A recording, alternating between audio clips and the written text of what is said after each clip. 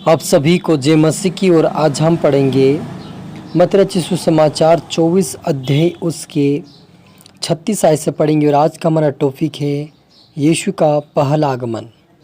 तो लिखा है, उस दिन और उस घड़ी के विषय में कोई नहीं जानता, ना स्वर्गदूत और ना पुत्र, केवल पिता जानता है। जिसे नूह के दिन थे वैसा ही मनुष्य के पुत्र का आना भी होगा। क्योंकि जैसे जल प्रलय से पहले के दिनों में जिस दिन तक नूह जहाज पर ना चढ़ा उस दिन तक लोग खाते पीते थे और उनमें विवाह होते थे। और जब तक जल प्रलय आकर उन्हें सबको बहा ना ले गया तब तक उनको कुछ भी मालूम ना पड़ा। वैसे ही मनुष्य का पुत्र का भी आना होगा। हालेलुया। मिलकर प्रार्थना करें। धन्यवाद सेनाओं की यहोवा रफ़ा यहोवा शालोम। प्यार प्रभु जी, आज के वचन आपके कलाम से मेरे पिता आप हर एक से बातें कर प्रभु। जितना आपके बड़े बेटे आज का वचन देखे सुने वो आश पे बरकत पाए। आज का वचन सुनकर आपके राज्य की वारिस बने पिता, और वो जागते रहे प्रार्थना करें ताकि आपके राज्य की वारिस बने। आज पे बरकत पर मदद सहायता कर आपके हाथ में सौंपते हुए ये प्रार्थना दुआ यीशु के नाम से मांगते हैं, आमीन। तो मेरे जी, जो हमने यहाँ पर पढ़ा मत्ती रचित सुसमाचार 24 अध्याय उसके 36 आयत से पढ़ा कि उस दिन और उस घड़ी के विषय में कोई नहीं जानता, ना स्वर्गदूत और ना पुत्र, केवल पिता जानता है। जैसे नूह के दिन थे वैसे ही मनुष्य के पुत्र का आना भी होगा।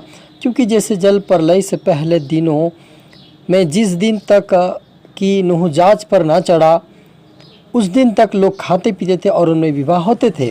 और जब तक जल प्रलय आकर उन सबको बहा ना ले गया तब तक उनको कुछ भी मालूम ना पड़ा। वैसे मनुष्य के पुत्र का भी आना होगा। उस समय दो जन खेत में होंगे, एक ले लिया जाएगा दूसरा छोड़ दिया जाएगा। दो स्त्रियाँ चक्की पीसती रहेगी, एक ले ली जाएगी दूसरी छोड़ दी जाएगी। इसलिए जागते रहो, क्योंकि तुम नहीं जानते कि तुम्हारा प्रभु किस दिन आएगा। हालेलुया। मेरा जी, जो यहाँ पर हम देखते हैं यीशु मसीह का आगमन के बारे में, एक पहला आगमन एक दूसरा आगमन। पहला आगमन मेरे जी, जो यीशु मसीह कहता कि मैं चोर के समान आऊँगा, थिस्सलुनीकियों के अंदर लिखा कि मैं चोर के समान आऊँगा।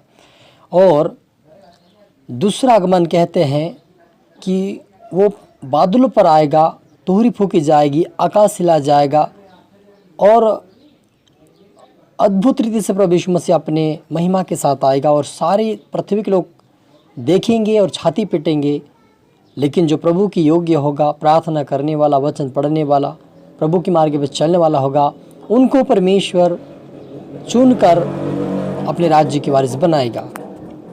तो यहाँ पर पहला जो आगमन है वो यह है कि यीशु मसीह चोर के समान आएगा। लोग आज सोचते हैं कि यीशु मसीह कभी कहता है चोर के समान आएगा, कभी कहता है कि वो बादलों के ऊपर आएगा, थोड़ी फूकी जाएगी और बाजे और साजे के साथ आएगा। लेकिन लोग आज इस वचन को सुनकर कहीं ना कहीं वो चिंताओं में रहते हैं और सोचते हैं कि यीशु मसीह कब आएगा, आज तक तो वो नहीं आ पाया, कब बादलों पे आएगा, वो तो दिख जाएगा। इस प्रकार उनके मनों में चलता है। और वही एक भ्रमित के समान है हो चुके हैं कि यीशु मसीह कभी कहते चोर के समान, कभी कहते बादलों पे। तो यीशु मसीह आएगा कैसे, वो कंफ्यूजन में यानी कि चिंता में और सोच विचार में है।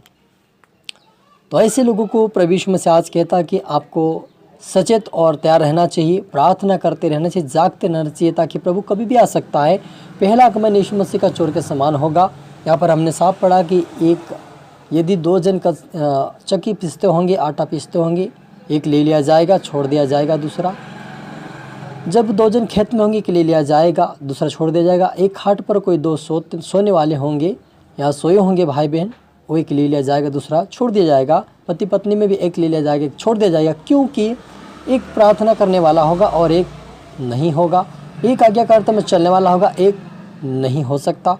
तो मेरे अजीजों, आप और मुझे इस प्रकार नहीं बनना है कि हम एक रह जाए और एक चला जाए। हमें एक दूसरे के कंधे से कंधे मिलाकर चलना है और हमें साथ में प्रार्थना करना है ताकि हम दोनों साथ में चले जाए प्रभु के साथ। क्योंकि यीशु मसीह चोर के समान आएगा, स्वर्ग में ही आएगा, बादलों के ऊपर ही आएगा, लेकिन लोगों को दिखाई नहीं देगा। अपने दूतों को भेजकर वो सारे लोगों को रेप्चर कर लिया जाएगा।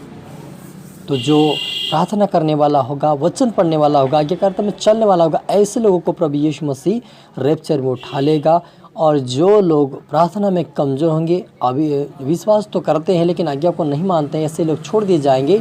और वे महाक्लेश, जो महासंकट का समय रहेगा 3.5 साल तक, और लगभग 7 साल का भी लिखा है, लेकिन मुझे लगता लगभग 3.5 साल तक जो महाक्लेश रहेगा उस महाक्लेश में उनको उन परिस्थितियों से गुजरना होगा।